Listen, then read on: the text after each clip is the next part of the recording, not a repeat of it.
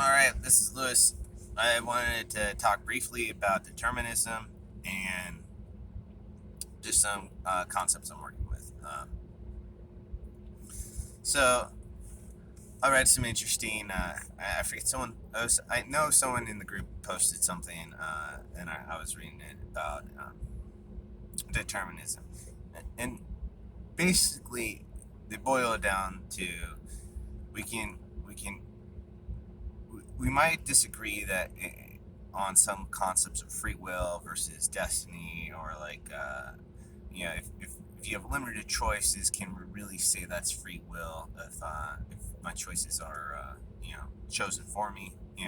My options are limited, right? Is that real free will if I only have so many probable pathways for life? And but one thing that I found interesting in what I was reading was that they centered in on, well, I always have the choice to do nothing. Like if I'm given a choice and I choose not to make a decision, and the choices are there's some sort of time delay that actually makes the choice irrelevant or takes the option away. That is me in one way expressing free will is by my choice to say no, my choice to not. Uh, I could literally just lay down and die. Yeah, that is a choice. You can do that. So we can definitely say that we do have some sort of free will. That determinism is, in one way or another, is real.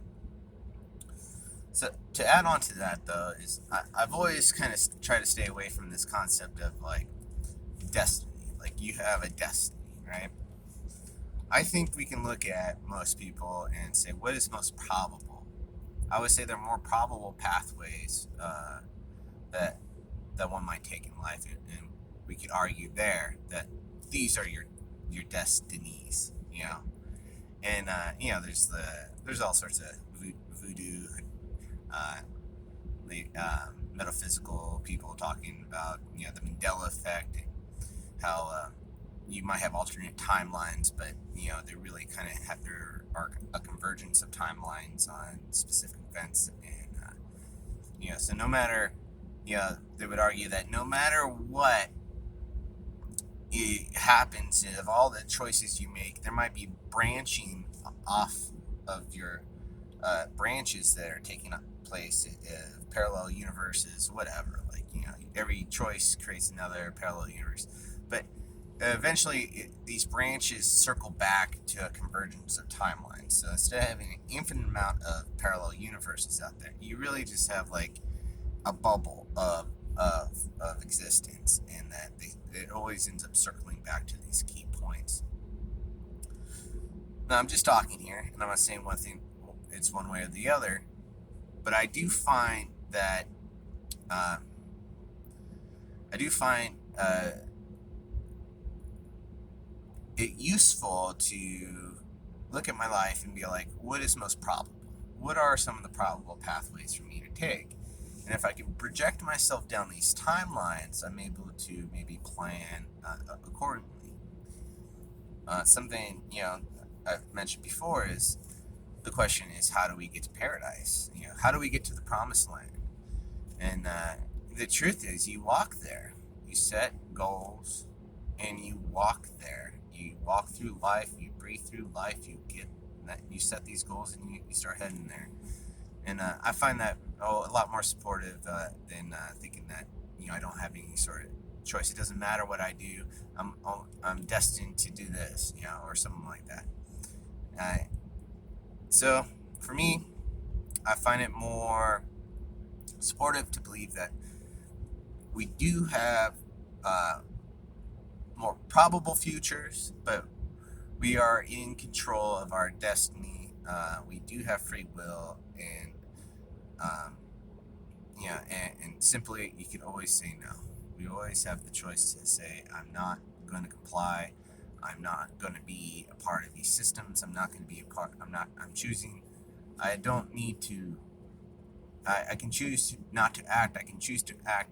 We have so much choice, and even though it seems like our options are limited, we're born into this world, all this stuff is happening, uh, already when we get here. It takes us, 15, 20, 30 years before we even realize the extent of the manipulation of reality and our place within these systems. But we do we do have choices. We do have some free will, and I think I find that supportive. So, all right, keep this one short. Short.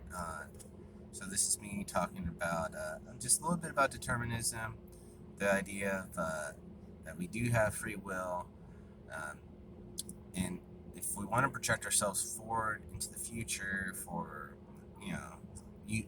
to use our technology and our mind and apply some intuition to the things that we choose to do in our life, we can look at what is most probable.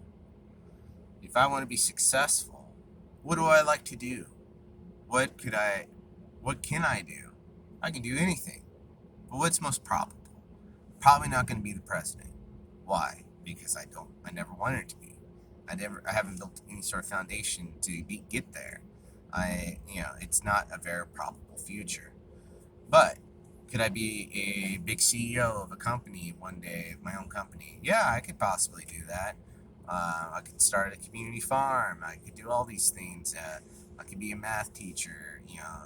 I have my own jujitsu school. I could do those things, and those are more probable that I'll have my own jiu-jitsu academy, or that I will be part of a farming collective in the future, or stuff like that. Because these are things I've been flirting with, I've been working towards, I've been walking in that direction, and so I've created multiple pathways for my success in life. I often will say that I'd rather lower my cost of living than make more money. If I can bring my cost of living close to zero, I don't need to make 50, $100 an hour. I'd rather make $20 an hour and pay, a half of my rent, what it is. My bills are like $1,200 a month, and I charge, upwards of $50 to $100 an hour depending on what I'm doing. And but if my rent was $300 a month, I wouldn't necessarily charge that much, because my cost of living would be so much lower. So, I know that's a little off topic there, but equilibrium, finding balance within your community, finding balance within yourself, and really cutting out a niche for success, for your future success is, I think, it's good. We want to choose things that are supportive. Look at what's most probable for you to do, and just start walking up there. Just start walking. Just make some goals and start walking there. It's crazy. I get job offers for things I don't even know how to do. People are like, "Can you do this?" I'm like, "Well, let me take a look at it." And I look at it, I'm like, "All right, I can do this." Or I'm like, I know somebody who can do this, and I'll help them, and I'll organize that, and then I learn the skill, and it's just putting myself in these situations where I can be successful. All this stuff, this whole year of just waiting, wait for the Messiah, wait for Trump to make his move against the deep state, wait for the vaccine, wait. It's nonsense. I don't know. If you want to be successful, you have to set goals and walk towards them. All right, a little longer than I thought I was going to get, but yeah, I wanted to say that we can argue that we do have free will. If we want to project ourselves forward for the sake of setting goals, we want to try to identify multiple pathways for success. So, all right, this is Lewis. I'm on the boat, and best of luck to everyone.